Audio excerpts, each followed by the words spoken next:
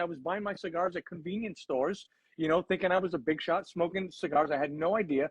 And then I saw the magazine and I'm like, what the hell is this? This is amazing. This is a whole different world, and it opened up my eyes. And this is before the internet. So Cigar Aficionado comes out. Mm-hmm. This little guy in Little Havana, Miami, starts getting these monster ratings with your brand, and your overnight success took decades and still continues. Yes.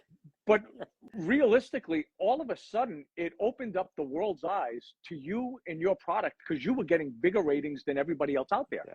You know, you were getting ratings in the 90s, and you were beating Cuban cigars consistently. And back then, Cuban cigars really had that reputation of being, you know, the holy grail of cigars. Yeah. People still, like myself, were just beginning to learn about Dominican cigars, or Honduran cigars, or Nicaraguan cigars. Yeah. Next thing you know, you can't even keep up with production. Right. Well, let me tell you something, because, you know, before the magazine came out, Marvin Shanker made a trip to Miami, and he visited, you know, different you know, companies. And I remember him coming in and you know, speaking to me about his idea about the magazine, how he was going to do a cigar magazine, and that this was going to be, you know, it was going to change the industry. Well, at that time, I don't know if you remember, there was a newsletter that was written by a gentleman named Goldstein. I can't remember his first name.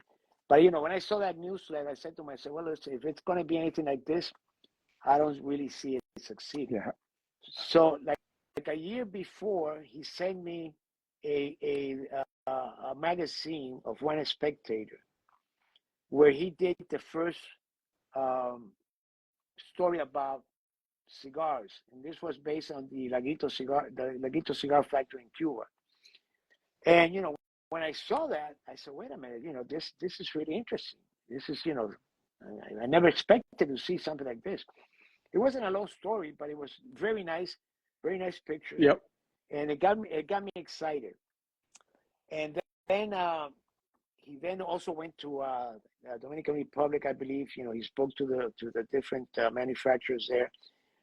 But I think the real eye opener was in when the magazine came out in '92, and, you know, I was there in my little booth, and you know, I went up to get my my order book, which at that time was a yellow, you know, notepad, and I see a line that's you know, 2-3 blocks long in front of my booth, which, you know, mind you, my biggest sales up to that time in 12 years had been $600 for the show.